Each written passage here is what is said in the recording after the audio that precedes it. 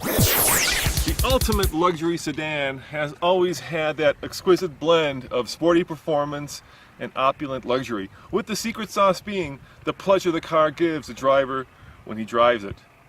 Jaguar has always had that. What it hasn't had is reliability.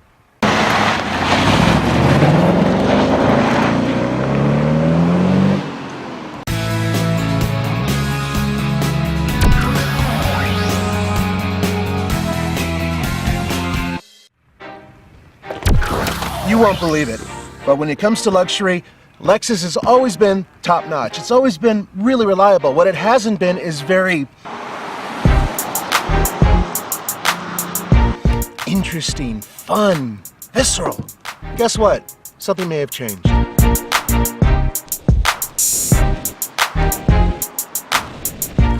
Nathan, this is fascinating. We've got two cars that approach the ultimate luxury performance sedan from completely two different points of view. Absolutely, and it's sort of like right brain, left brain when it comes to these cars. Yeah, the Jaguar has always had that emotional involvement. Right brain, whereas in the Lexus has always been very technical, very advanced, and very logical, which is left brain. But here's the thing, these cars are sort of switching. The Lexus is trying to be more passionate, more interesting, and the Jaguar is trying to be more reliable, so let's see if they succeeded.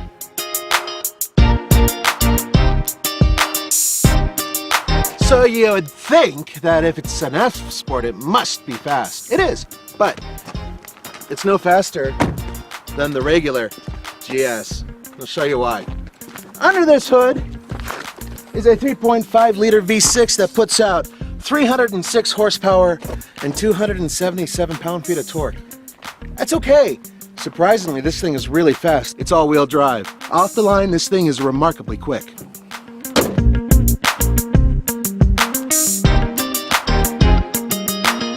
Unlike Nathan's V6, I of course have a V8. And I don't have 8 gears, I only have 6. And I don't have all-wheel drive. I only have 2-wheel drive with snow tires for up here in Colorado. But what I do have, which Nathan doesn't have, is 385 horsepower. And of course, about 300 pounds more in curb weight.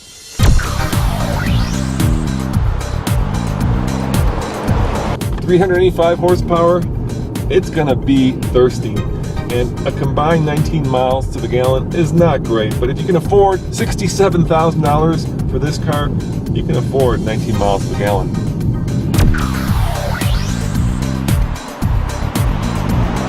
Unlike the cow that Roman's driving that gets like 19 miles per gallon, and realistically I think it gets 16, this car gets 21 miles per gallon combined, and it really gets 21 miles per gallon combined.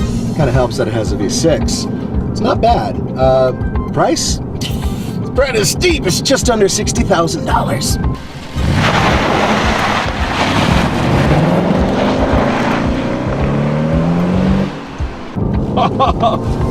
That engine note is worth every penny. And then when you get into the twisties like I am right now, you can just place this car exactly at the apex of the turn, because that's what Jaguar does the best. It has this great combination of comfortable ride with just incredible, splendid, lively handling. It doesn't feel nose heavy, even though it's got a big V8 in the front of it. It feels like it's on its tippy toes, like it wants to go exactly where you're pointing it. And you know what? I can feel exactly what these front wheels are doing.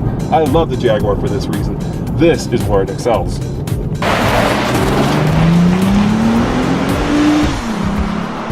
Once again, Lexus has done this thing, they use the voodoo. I'm going to make sure that you can drive the car fast, but because you're a human being, you are too stupid to drive it properly, I'm going to make sure our Lexus can do it for you. That's exactly what they did. This thing has all-wheel drive. It hangs, and it just tenaciously chews into the ground, and it won't let go. And even if you think you've deactivated traction control, you probably haven't, because, well, it's Lexus, so they're not going to let you. It handles beautifully. The ride and handling balance is fantastic. Does it handle as well as the Jaguar? Yes, but the Jaguar feels more neutral. This car feels a little bit synthetic, but for the everyday driver who likes to have a little bit of fun, nice. We're in the Lexus, and we're going to see how fast it goes 0 to 60. You ready, Nathan? Yes, I am. I'm in Sport Plus S. You're in double secret sport mode. Yeah. All right, here we go.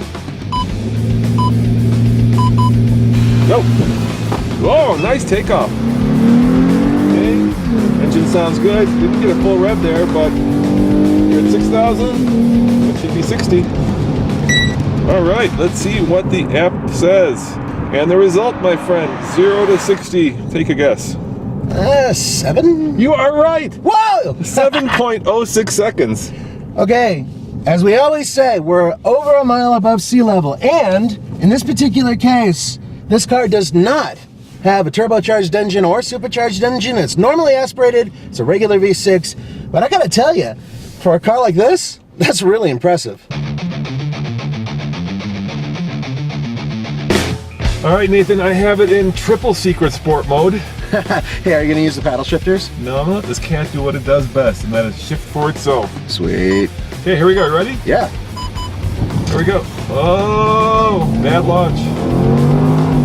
I don't know. That was a little slow on the launch. A little bit of wheel spin. Yeah, there we go. All right, let's see what the results are. 0 to 60 is... Oh, what do you think? 7.5. 6.63. Damn! Even with Damn! at launch. Even with a crappy launch at high altitude. Herein lies the rub of value. If you were smart in the past, you would never buy a Jaguar new because these things depreciate like a rock, and the reason for that is they haven't been historically very reliable. However, they have gotten much better. They're now toward the top of J.D. Power's list of reliable cars. They're not at the top, but they are toward the top, which means that maybe you can go out and spend $67,000 for a car and not feel like it's going to be worth half that in 3 years. Have they gotten better? Maybe. Maybe.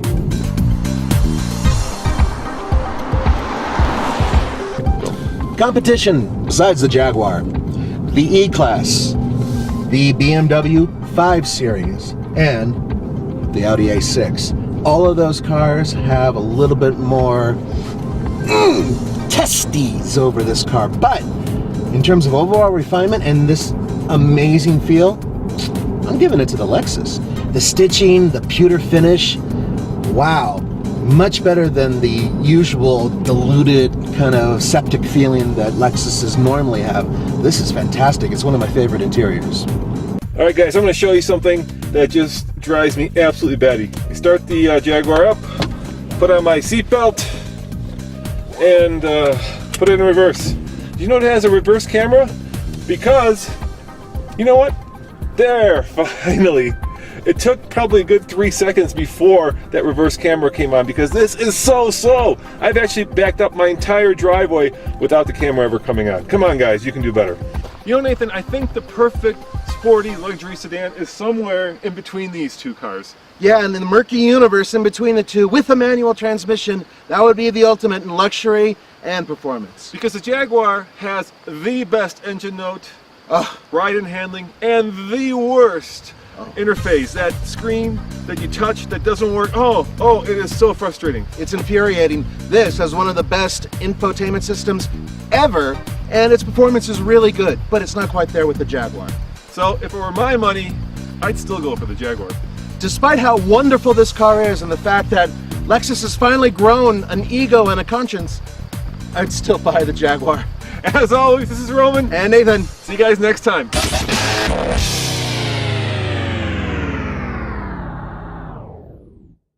It's a 5-passenger sport performance sedan. It's not meant to have a lot of utility, but having said that, it is very comfortable. I think the Lexus is a little bit more comfortable. The seats are a little bit more attuned to my big American ass, but this thing is fine. I could see myself driving all the way from Peoria to Peking.